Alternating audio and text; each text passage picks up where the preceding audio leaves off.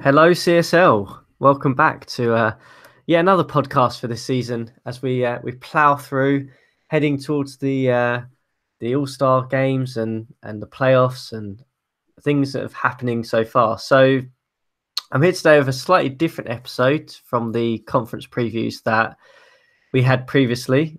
Today, we kind of got a bit of an impromptu podcast because as you guys may know, I've been fairly critical of a couple of teams through the CSL season. One of them being the New York Knicks, as we have up on the screen. And we're joined today by the general manager of the New York Knicks, who is going to come on and have a little bit of a chat about the team and try and talk about the direction of travel for them. So we've got Phil with us today. How are you doing, Phil? Good. Thank you very much for having me. Good, good. It's great to have you on. It's an interesting one because For the time as zone series. it is for the time zones as you're based in Australia, so we're doing this your evening and my morning, so good bit of Yep. timing from us really. But yeah, I mean the New York Knicks to me are an interesting team, and I will say they are a team that I do follow in the CSL quite a bit. For a couple of reasons. You're an active GM. You get involved with a lot of the conversation, which obviously makes people follow your team. So, I mean, for me, the Knicks are an interesting team and a team that I've been probably quite critical of over the past couple of seasons because when you came in, I thought you did a fantastic job in turning around a team that was going in the wrong direction, and you managed to Yeah. get them into the playoffs with an In my interesting first year. collaboration of teams. Uh, Yeah. so, I mean, when you came in, obviously you made that playoff run. Was there anything that you changed immediately to turn that team around, or did you just kind of carry on the business as usual with that team? I think I just stood pat with that team, and I think I made maybe one or two small trades. I think, and just tried to run with that basic with that team. Um, and that's probably well, I'm not the everyone knows I'm not the strongest strategist in the league. Probably one of the worst, but you know, we sort of got on a roll and, bumped the Brooklyn Nets out of the playoffs, and that was history. Yeah, I mean, the guy that stands out for me with that team was Ruddy Gay, I think, who you had at the time, who was kind of Yeah. your main go-to player, and the team kind of meshed together and it kind of worked, and you went on a great run, and I mean, you were my vote. I mean, I think I did a couple of casts that season. You were my vote for the coach of the year that season because of the performance, and I think this is Yeah. where I went from being very positive about the Knicks to To being be critical. quite Yeah. critical. Yeah. Well, honestly, I probably should have stayed with that team and just made it maybe a couple of minor changes or something Yeah. I mean, instead of getting antsy like Roxy and just trading the whole team out. yeah. I mean, so what? So obviously you kind of changed approach. You kind of turned around the entire roster and Yeah. made that decision. What was your thinking behind it? I don't know about my thinking about that. I think I just wanted to go in a different direction when I probably should have just stayed the ship. Um, I might have had maybe another year of playoff runs if I had kept basically nearly the same team. But as again, you don't know after what happened this year in free agency. You just don't know what's going to happen. Um, we saw Kevin Love go to a different team. And yeah, Was it so was it just a case of like restlessness in that you obviously you overachieved, and you did really really well in that season, and was there kind of a sort of sense in the back of your head that you kind of wanted the Knicks and as a franchise to go a bit further, and that current team construction couldn't do it? well, I think that team probably could have gone further had I just stayed with that current plan. Um, and that's what I didn't do. I just decide to get a bit restless and trade a few players out, and then try and, you know, we all know what is history now. Yeah, so you kind of obviously changed the approach. I mean, I don't have the trades off the top of my head. No, Like we well, said, this, I made some silly trades. You know, I understand that. yeah, So, you know, it I was, pretty gay. I should have kept Gore and Dragic. Um, my philosophy on my team is to have a good team with a whole good bunch of shooters, and that's what I pride my teams being. Um, then, of course, Kevin Love wasn't one of those good shooters, so I decided to trade him off. yeah, Um, and you've obviously um, got a lot younger in this team now, and yeah, so the trade for me that I wanted to talk about and get your thoughts around was the James Young trade. So you obviously moved one of your first round picks. I think it was this year, and for him. yeah. So just really interested to know your thoughts on James Young as a player and why you thought that he would add a lot of value to the Knicks. Well, I've been chasing James Young for quite a while, and I've been in discussions with the Oklahoma GM, um, and his first offer was two first, and I'm like, no, not gonna, trade two first around for it. No, I think for most Um, teams, that they've experienced similar things with Oklahoma. But yeah, you obviously managed to knock him down and yeah, trade that first round pick. And yeah, um, and I actually, not many people like him, but I like him as a scorer, as a good shooter. He can steal the ball quite a bit. mhm. I think he's had like five or six steals in one game, and was quite up there before he got injured a little bit. Had to sit him.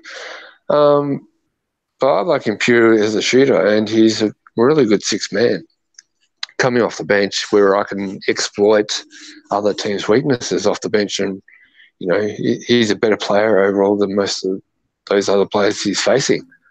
So he's going to, at the moment, he's averaging nearly 22 points a game.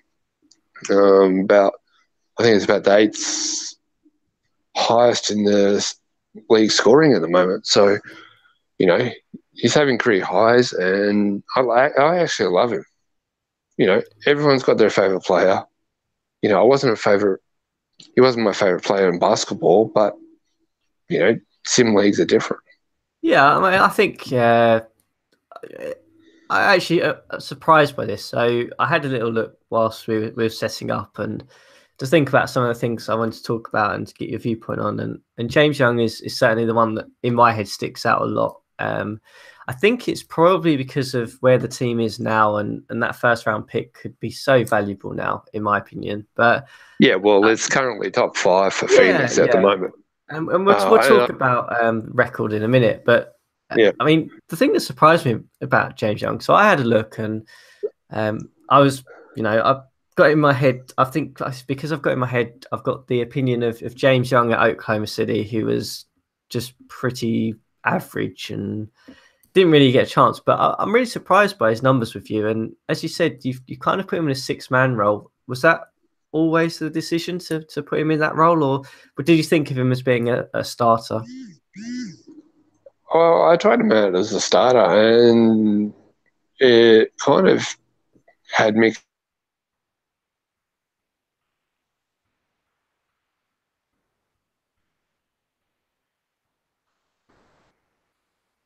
Oh, I think we may have lost him here. So give him a moment to come back and see what he has to say about James Young's performance and going from a starter to a six-man role.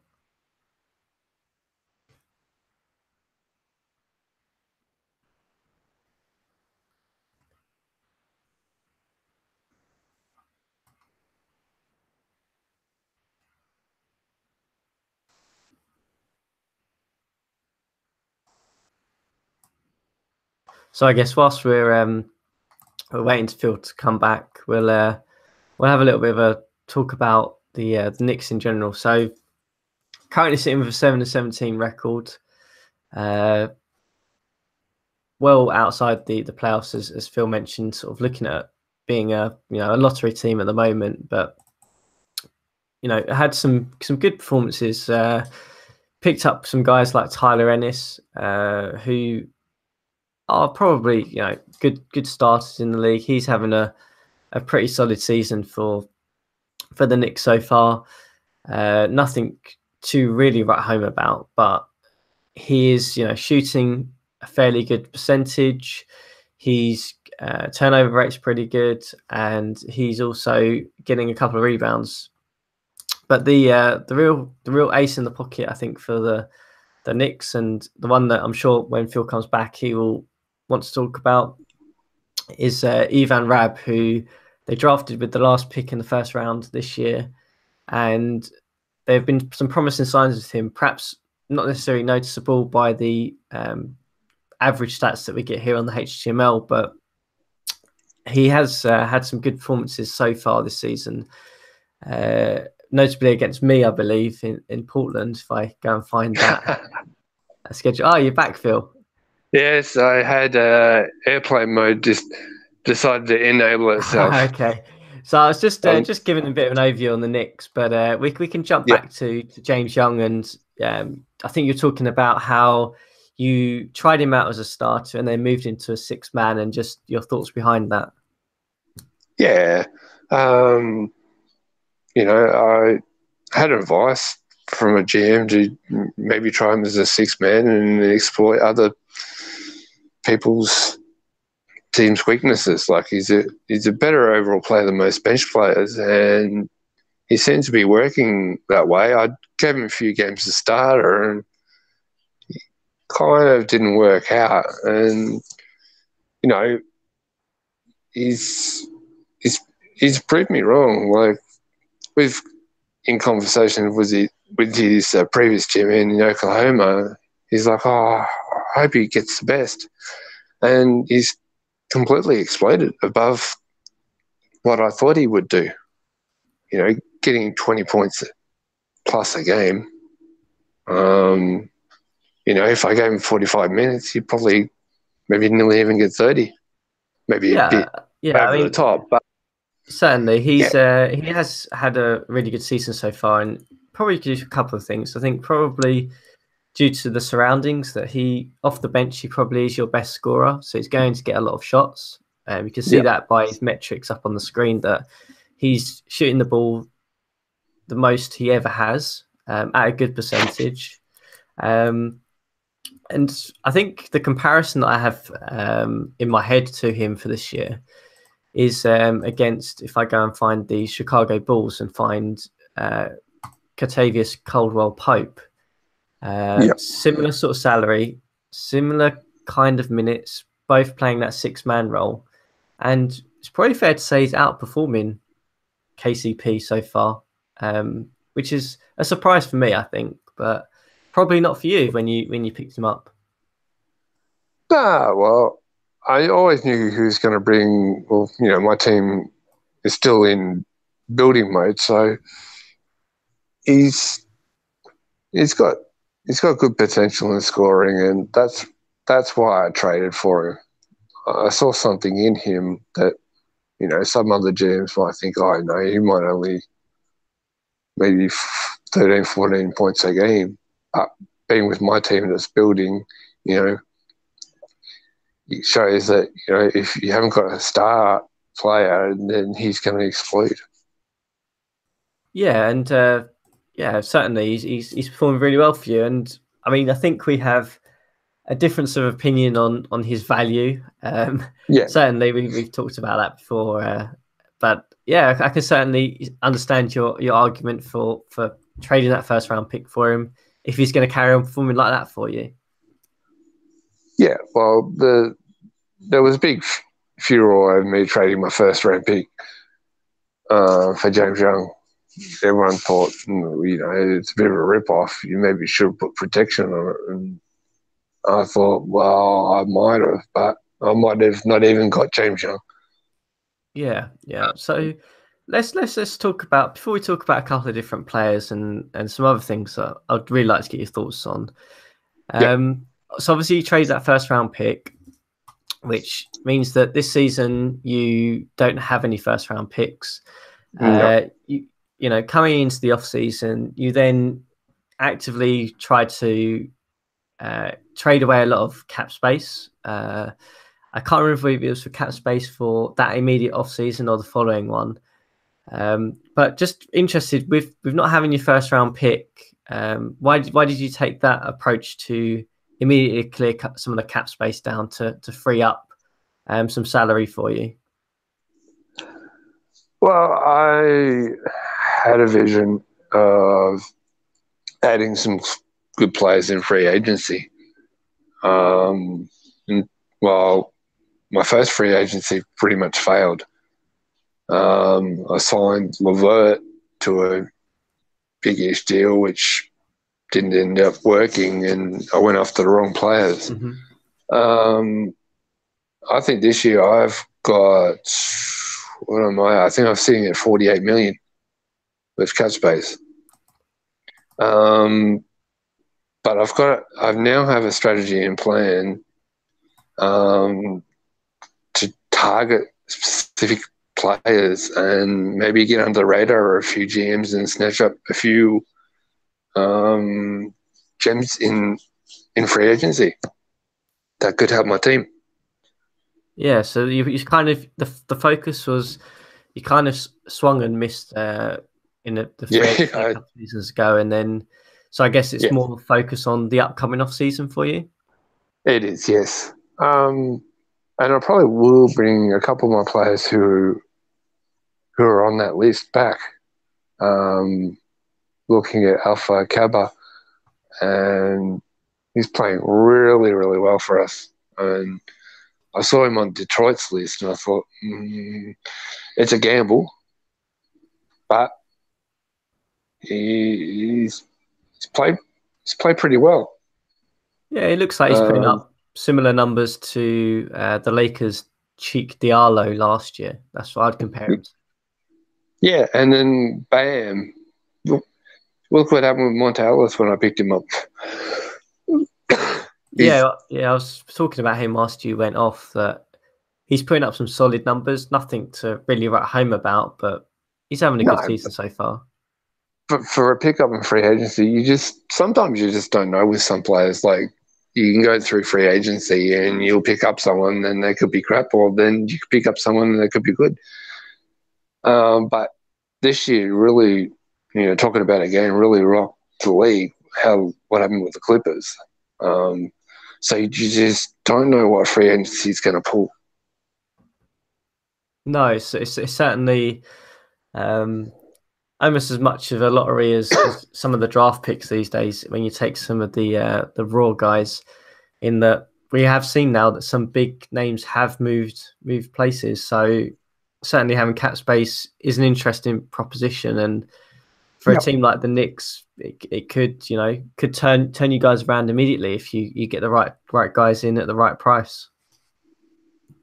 Well, it could. And I've made some trades to shore up my team a little bit and getting some players that are producing, like Sabonis I got from Atlanta. Just giving them a try, and I like to really just go through players in the league and see how they're shooting. Again, my strategy is having a good team of good shooters, and maybe I know how this whole league is on defense, but I'm thinking sometimes offense can win you games as well, but more than defense.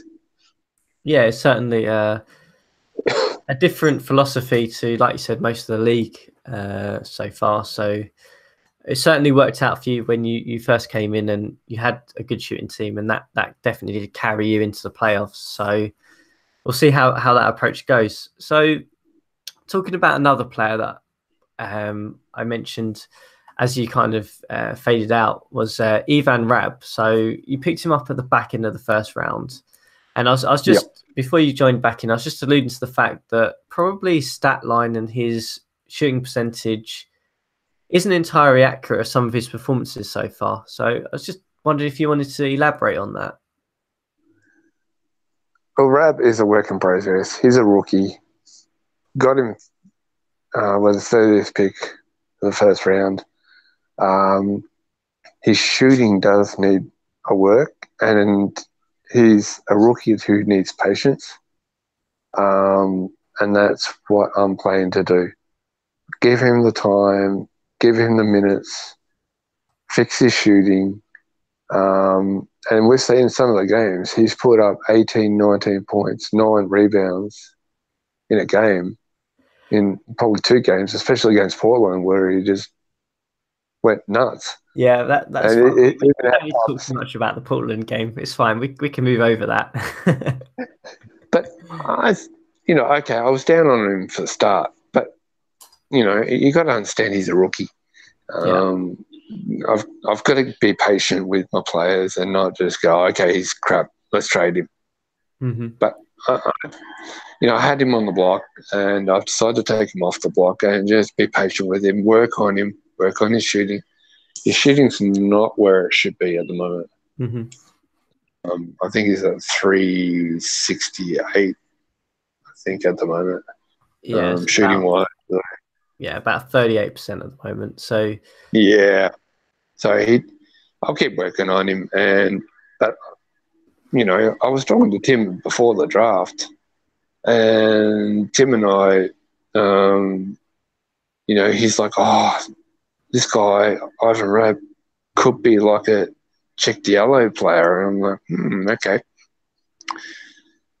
because I was going in a different direction. I was going to pick a player that Atlanta selected just after in Omar.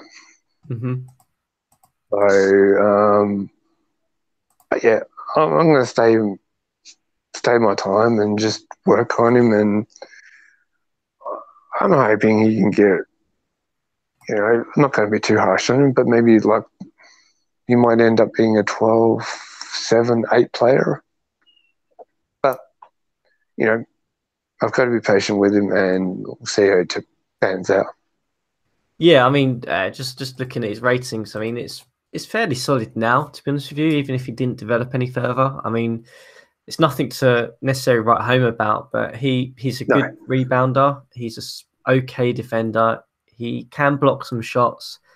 His discipline IQ is kind of where you want a big man, and he's got some solid handling skills. So even if you manage to sort out his actual shot selection so that he could get up in that 50% plus range, which you kind of need for a big man, he could be a solid starter in the league. And that's with no development, no training camps. So to say he's going to be like Diallo, I actually think he'll probably be better than Diallo if I was comparing. I know Diallo's had a big bump, and just ratings wise he looks fairly solid, but he's got a slightly more scoring, Rabb has, which means that he'll be more of an offensive threat. So that's what ages it for me. And that's why I decided to throw him in the deep end and start and put him in start, give him the time to develop. And we saw in the first ratings boost, that he actually jumped quite a bit, and I was pretty happy. I mean, he's probably nearly fully developed. According to the ratings I had, but he might even jump up a little bit more.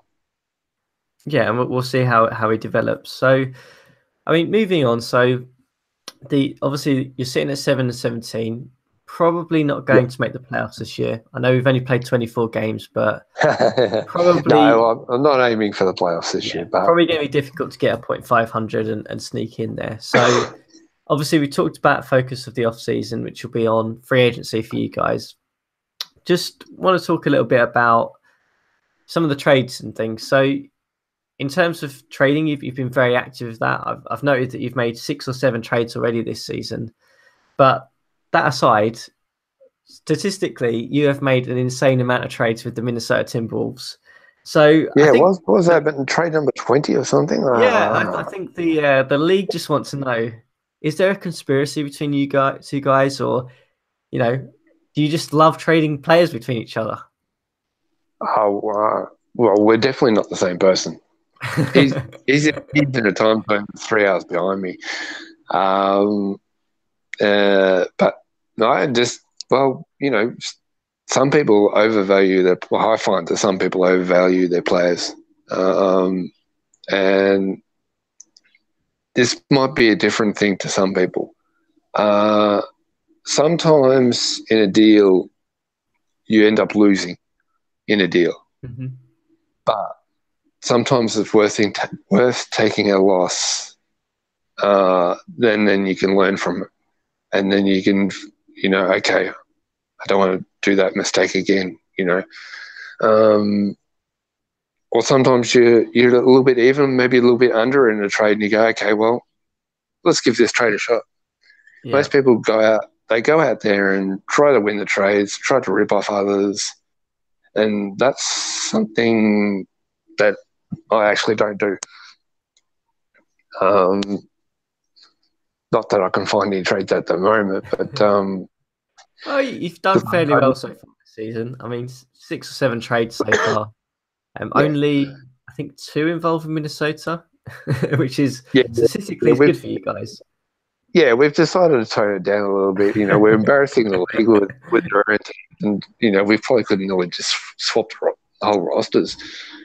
Um, Have you, but yeah, I mean, have you guys ever? I mean, I haven't checked it, but just wondering, have you guys ever traded 2 players between each other at the start of the season, then traded them back at the deadline or anything like that? Have you done any crazy things like that, or has it always been different players? no, no, it's always been different players, well, except for Powell. I think I traded for Powell one time, and then I think he actually picked him up in free agency. I'm not sure, or whether I traded him back again. So I think he's one player that's gone from mini to New York Yeah. to mini. Yeah, I've got Um, his thing up here. So just to give you some context, so in 2018 in the league, he was at Minnesota for a season till 2019. Then he moved to the Knicks, and then he bounced around Denver and the Clippers. Then went back to New York, and then went back to Minnesota. So he's probably due a move to New York now, isn't he? He needs to kind of experience the Big Apple again. well, he might, but I think we've got too many people at that power forward center position at the moment. Like I just traded away Bobby Portis to Minnesota, Mhm. and then he goes up and puts up a double double with them. Um, so, but no, Roxy is a GM that I get along with really well. Mhm. I'm pretty close to, and we just have a fun time, making trades with each other. You know, Sometimes I wish half the league was like that. Yeah, Um, you but certainly are. he can really connect with some GMs I can't connect, and I'm not going to bash anyone in the league. Don't worry, I'm not going to name No, anyone. I think it's always like that when you have I think we are a full league now, I believe. Correct me if I'm wrong, Yeah, but when you have 30 other human GMs, you're not going to get along with all of them, and you're not going to trade with all of them. It's about no, well, finding how it I've works. banned So. two GMs that I'm not going to trade with ever again. So Nice. You have your black book of GMs. That's yeah, great. I've got my blacklist. Nice. So, I mean, Oh, by the obviously way, the don't you owe me Joe Ingles after we beat you? let's not get into that mate.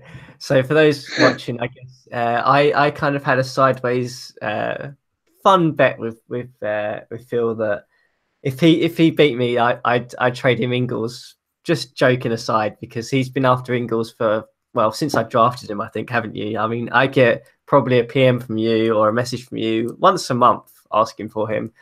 And you're not the I only better GM ramp that that does up that. too. So Oh, okay. so it's No, well, I generally get five a month from the same GMs trying to get him. So it's entertaining, we, but yeah. So we had a sideways bet. I can't remember what did you say if I beat you. I don't think we had that discussion, did we? You were so no. confident you were going to beat me. Oh, I actually thought you beat me. I thought you, We've been so bad. but we've been pretty good at home. Yeah, Um, I mean, yeah, I don't want to talk too much about my team, but we've been pretty awful on the road, and we've had quite a road heavy schedule, which has kind of killed our start. But we're picking back up now, which is good. But going back Well, to you that's good. guys, so Yeah. we talked about your focus for the off season and the direction going forward. Um, just interested to hear your thoughts on another guy that you picked up in trade this year, Tyler Ennis. And the reason I want to talk about him is because when I spoke to Orlando and Willie on the show a couple of episodes ago in the off season, he was adamant that Ennis was going to be starting point guard, and obviously he's moved in for Brandon Knight. But Yeah. interested to hear your thoughts on Ennis, and is he now the New York Knicks starting point guard, or is he another trade chip for you guys? At the moment, I think he's New York Knicks. I'm not over the moon of him, and you know, um, but at the moment, he's going to be a New York Knick. But if someone pulls out a trade that I might consider, then I might do it. But Mm-hmm. I want to try and keep this team intact for this year and just see how well they can go. Obviously, Knight has bounced around the league, but I think Knight's better position is a shooting guard and not point guard. Yeah. Okay. I know Orlando found that out.